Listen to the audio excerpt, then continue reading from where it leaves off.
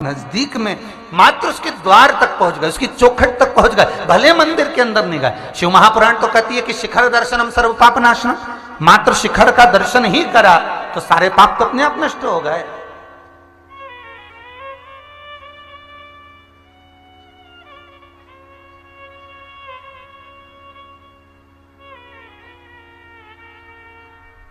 मात्र शिखर का दर्शन ही कर लेने पर सर्व हमारे पाप जितने हैं सब नष्ट हो जाते, मात्र शिखर का दर्शन।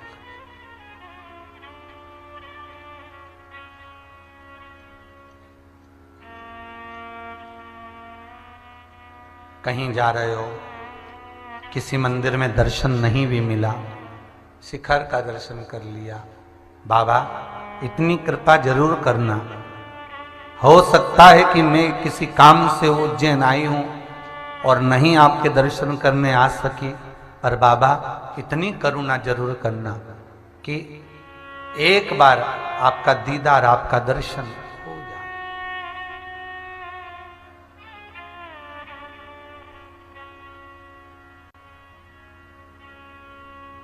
एक बार आपका दर्शन इन नयनों से हो, और केवल मूर्ति का नहीं, केवल स्वरूप का नहीं, अगर आप करुणा सागर हैं, कृपा करने वाले हैं, तो आपका जो मूल स्वरूप है उसका दर्शन भी मुझे हो।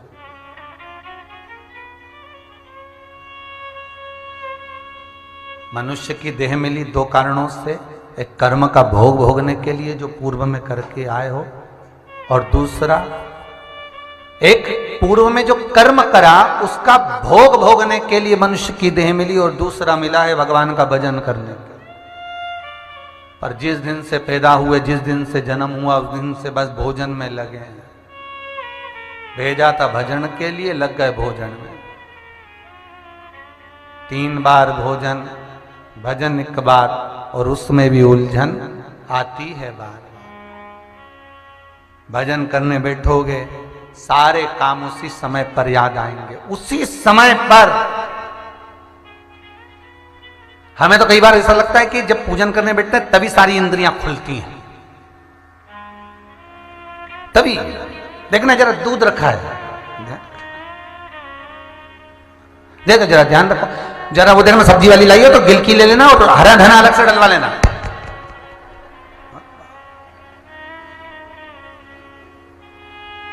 पोछे वाली को बोल दो अच्छे से लगाते लगाते उधर से जाए, और उधर से फेरती फेरती इधर से।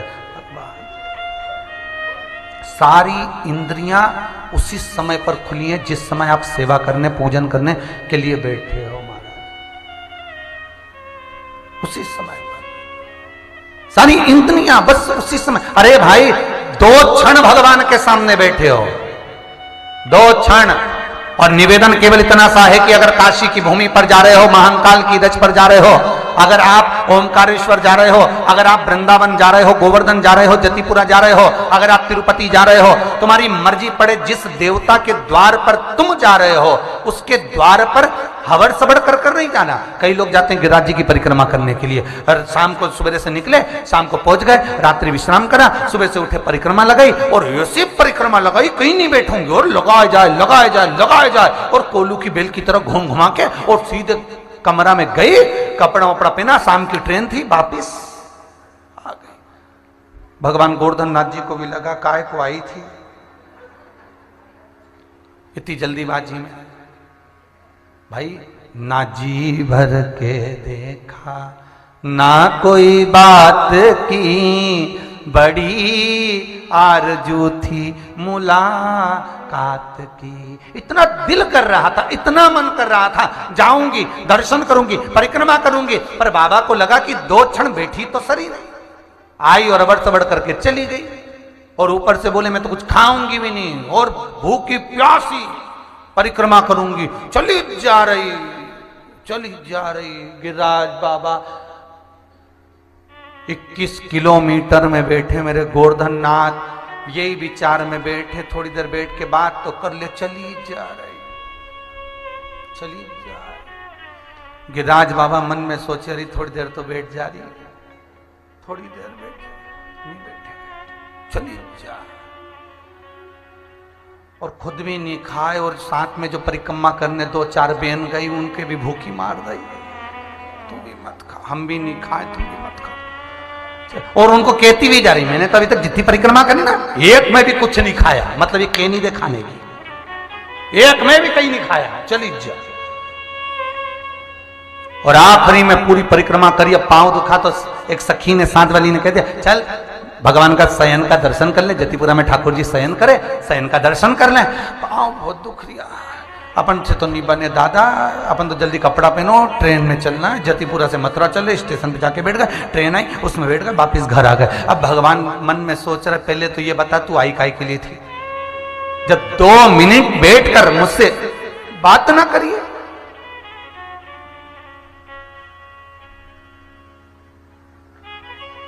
जब 2 मिनट बैठकर तुम मेरे से चर्चा ना करिए तो क्यों आए? आप ओमकारेश्वर जा रहे हो, भले मंदिर में मत बैठो, ओमकारेश्वर की जितनी जगह है भले मंदिर के बाहर चले जाओ, मंदिर के बाहर से भी बाहर चले जाओ, जहां जगह मिल जाए एकांत में बैठ जाओ, है तो उसी की नगरी, उससे चर्चा करो। उज्जैन में जा रहे हो, जरूरी नहीं है कि महाकाल के मंदिर के अंदर ही बैठो, जहां मर्जी पड़े वहां बैठो, है तो वही कंकर शंकर। छिपरा का एक एक तट पर एक एक कंकर है तो शंकर है। काशी में जा रहे हो तो अभी मुक्त नगरी में जहां मर्जी पड़े वहां बैठ जाओ,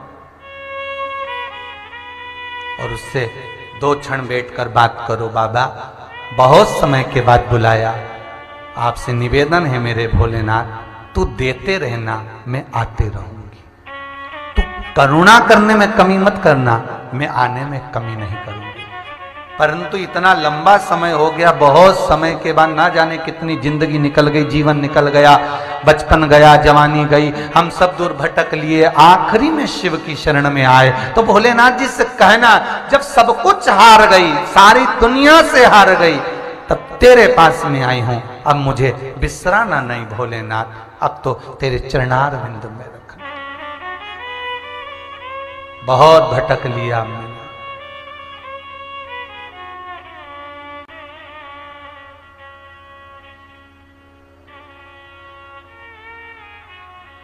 तुमसे बिछोड़े युग बीत गए,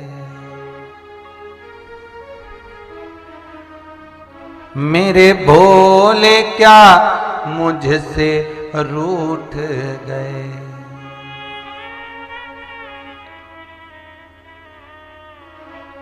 अब दर्शन दो एक बार, भोले आ जाओ एक बार, मेरा छोटा सा परिवार, भोले आ जाओ सब गाइए। मेरा छोटा सा परिवार, भोले आ जाओ एक बार, मेरा छोटा सा परिवार, भोले आ जाओ एक बार, भोले आ जाओ, शिव आ जाओ, भोले आ जाओ, शिव आ जाओ, ओ भोले आ जाओ, शिव आ जाओ, भोले आ जाओ, शिव आ जाओ, तेरी राह तक मैं द्वार, भोले आ जाओ एक बार, तेरी राह को मेरा, भोले आ जाओ एक बार।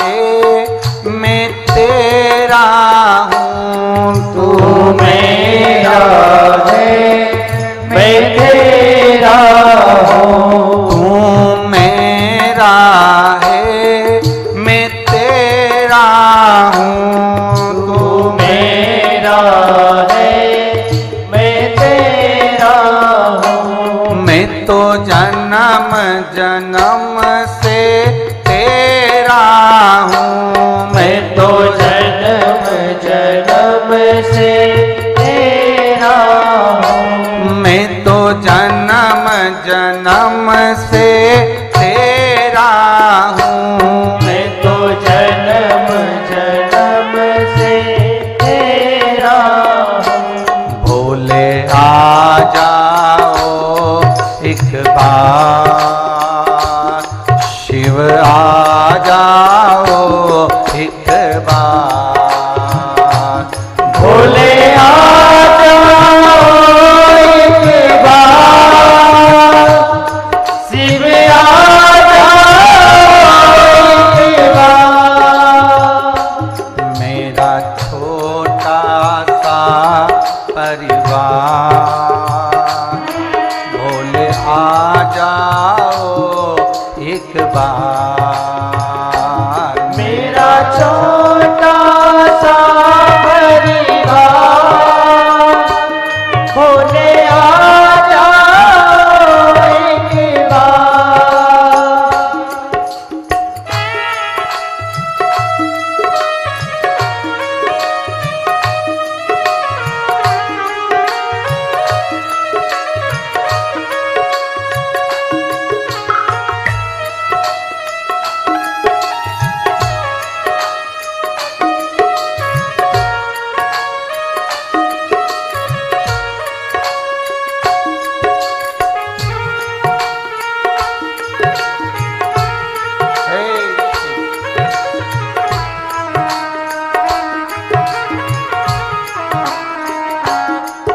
छोटा सा परिवार, भोले आ जाओ एक बार, मेरा छोटा सा परिवार, भोले आ जाओ एक बार, तेरी राह टकूं घर द्वार, भोले आ जाओ एक बार, तेरी राह तकूं घर द्वार, भोले आ जाओ एक बार, भोले आ जाओ एक बार,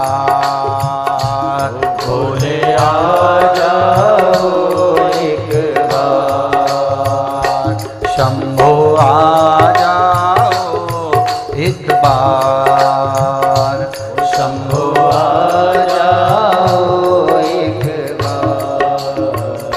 भगवान शिव को पाने के लिए दरवाजे के बाहर से भी अगर आप निकल गए एक लक्ष्य बनाकर कि मुझे शंकर मिलेगा तो वो मिलेगा।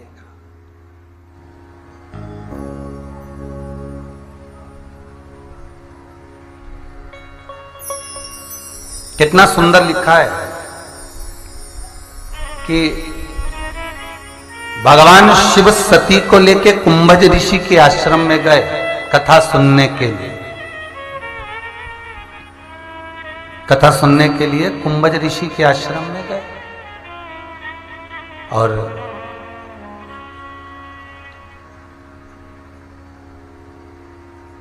कुंभज बाबा ने शिव और सती से दोनों से पूछा,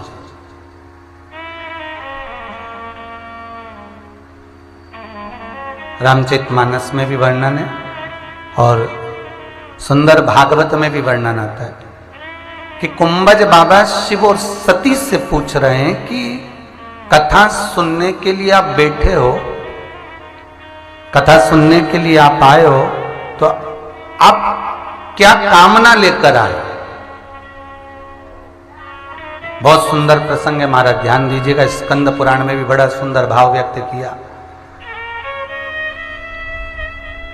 भागवत भी कहती है कि जब राजा परीक्षित सुखदेव जी महाराज के सामने कथा सुनने के लिए बट वृक्ष की छांव में गंगा के घाट पर शुक्र तीर्थ में कथा सुनने के लिए बैठे, तो सुखदेव जी महाराज ने राजा परीक्षित से पूछा था कि कथा किस कामना से सुनी जा रही। काशी नरेश, रामचरितमानस, काशी नरेश जब रामचरितमानस की कथा सुनने के लिए बैठे थे तो उनसे पूछा गया था कि आप कथा किस कामना से सुन रहे।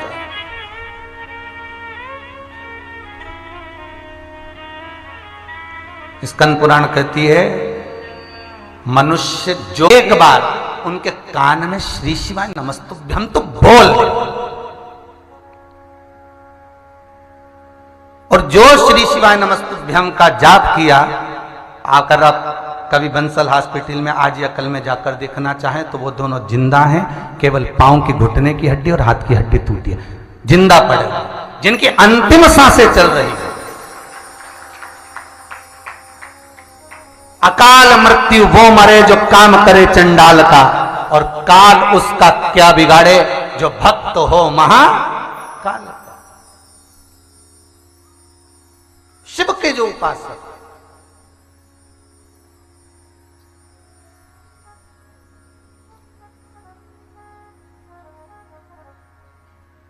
शिव की जो आराधना में डूबा हुआ है, महाराज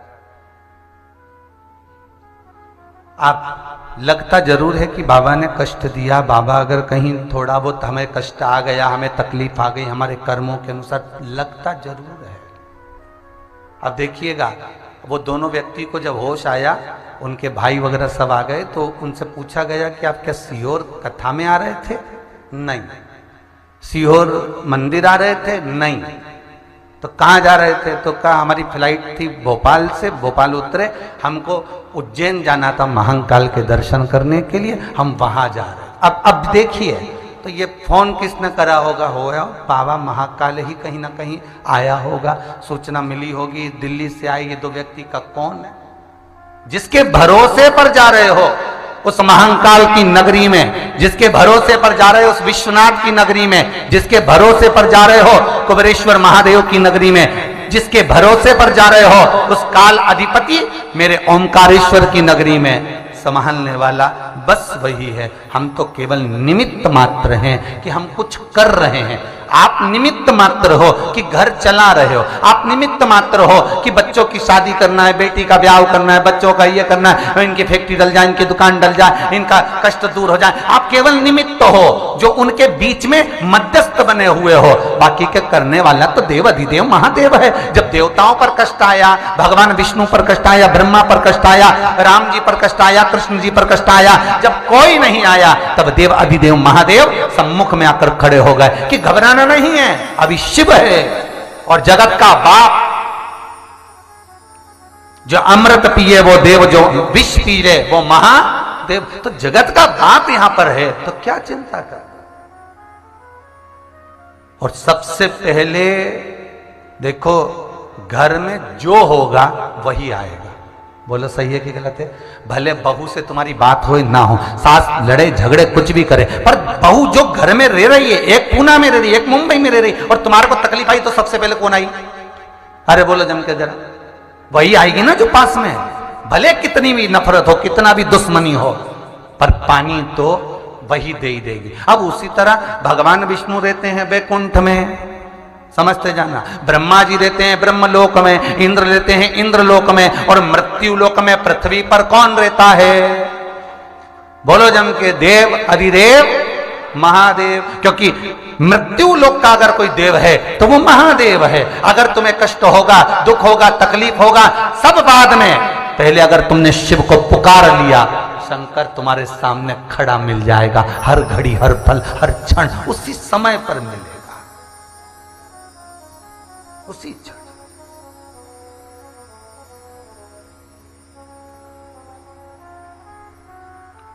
पर हमारी आदत है ना, दूर के ढोल सुहावने। तो पड़ोसन आए तो चाय भी पिलाओ, मौसी सास आए तो रोटी भी खिलाओ, और घर की सास के भले मत पूछो।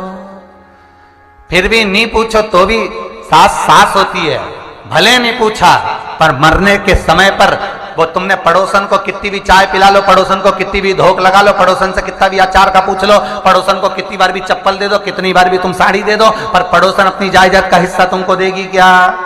अरे बोलो तो नहीं देगी। सास कितना भी झगड़ा करे, लड़े, कितनी भी कोसे गालियां दे, पर मरेगी तो चैन तो तुम्ही को देगी, अंगूठी तो तुम्ही को देगी, रकम तो तुम्ही को देगी, और दौलत भी तुम्ही को देगी। उसी तरह भगवान शिव मृत्यु लोक के देवता हैं, तुम पूछो ना पूछो। एक आध बार शंकर भगवान से पार्वती जी ने भी कहा, भोलेनाथ जी संसार के लोग सारे देवता को पूछते, तुम्हें कोई नहीं पूछता। शंकर भगवान बोले फालतू की बात मत कर, नहीं पूछता तो क्या हुआ, आखिरी में आएगा तो मेरे पास है।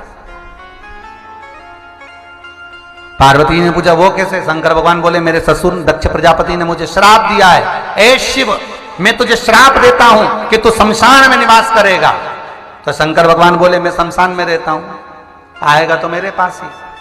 ऐसी गीली लकड़ी में जलाऊंगा, 3 दिन तक ठंडा नहीं होने दूंगा। कान दे जरा। अब कई लोगों की जो अग्नि होती है ना, वो 3 दिन में ठंडी हो जाती है, जाओ तब तक ठंडी मिले। और कई की इतनी गर्म रहे तो पानी डाल डाल के ठंडा करना पड़े। तो जिसकी पानी डाल के ठंडा करना पड़े ने समझ लेना शंकर भगवान इसको भोलेनाथ जी बोले अब जीते जी वजन नहीं कर, पड़े रहे बापड़ा।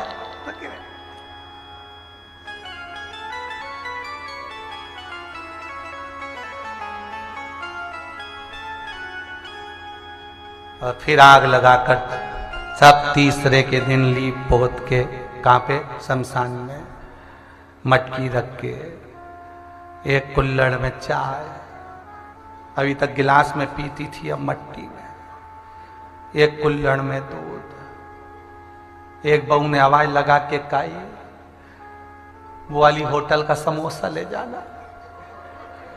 होटल ससुर जी को अच्छा लगता था, सास को हमारी जलेबी अच्छी, वो भी ले जाना। सब कंडा जला के होम वोम छोड़ दी, चल दिए। छोटा सा बच्चा चिल्ला के बोला पापा, पीछे दादाजी आ गए। जो पलट के देखा तो ये कुत्ता सब खा गया। सब अब कुत्ता में दादा ढूंढ रहे हो तो दादा में ही दादा को ढूंढ लेते।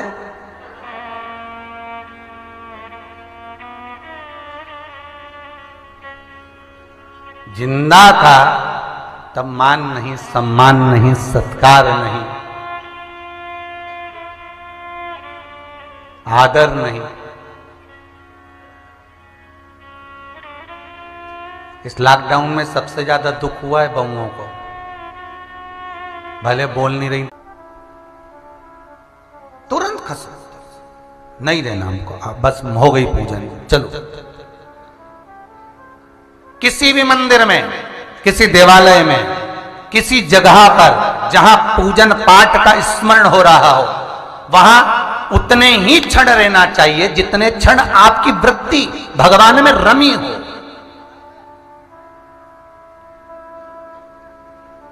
जितनी देर भगवान में रमी हो, उसके बाद में भगवान का तेरा आ गया, पट बंद हो गए, भगवान का सोने का समय आ गया, सब इधर उधर बैठ गए, जहां तेको वहां बैठे गप्पे मार रहे, रसगुल्ला खा रहे, कुछ बोल रहे, चाल रहे, कुछ भी बात हो रही, तो उसका भोग आपको भोगना। इसलिए दर्शन पूर्ण हुए, बाबा का दीदार करा, ठाकुर को हृदय में बिठाया, भोलेनाथ जी को मन में बिठाया, दर्शन को नेत्रों में लगाकर घर चले गए। फिर क्या हो रहा है वहां पर हमें कोई मतलब। उतनी देर तुम्हारी चित्तवृत्ति में शिव होना चाहिए। इसलिए जितनी भी आरतियां बनी हैं, सारी आरतियों में एक कामना छुपाई गई है, तन मन धन सब कुछ तेरा, स्वामी सब कुछ है तेरा, तेरा तुझको अर्पण, प्रभु का प्रभु को समर्पण, क्या लागे मेरा। अब ये लाइन होने के बाद जो अगली लाइन गाई, कितनी चतुरता में कामना जोड़ी गई। मात पिता तुम मेरे, शरण गऊं मैं किसकी। मतलब बाप की जितनी जागीर वापिस दे दो। आरती की कामना देखिए कितनी विचित्र है। एक तरफ करें तन मन धन, बोलो जरा, सब कुछ प्रभु सब कुछ तेरा तुझको, प्रभु का प्रभु को समर्पण, क्या लागे मेरा। ओम जय जग,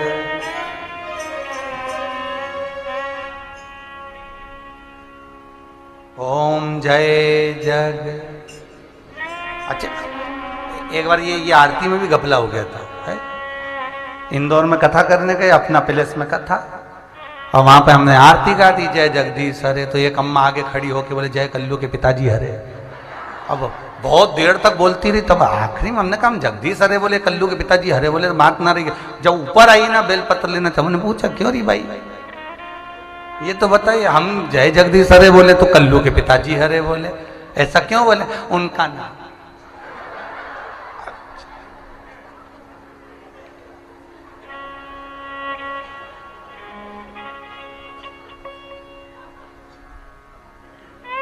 हमने कहा पड़ोसी छोरा को पकड़ के लाई के पापा का।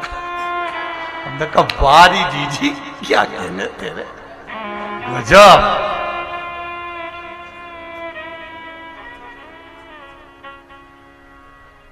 अब ये पूरी एक लाइन पूरी हुई, फिर बाद में कह दिया मात पिता तुम। और जो माता पिता होते हैं, ये नहीं लिखा अड़ोसी पड़ोसी तुम मेरे, क्योंकि अड़ोसी पड़ोसी अपनी जायदाद की रकम नहीं देंगे, अपनी जायदाद का हिस्सा नहीं देंगे, चैन अंगूठी नहीं देंगे, दौलत धन नहीं देगा पड़ोसी। देगा कौन? माता पिता। और बेटा कमाकर अगर बाप को दे भी देता है, बेटा कमाकर अगर मां को दे भी देता है, तो पत्नी को यह नहीं सोचना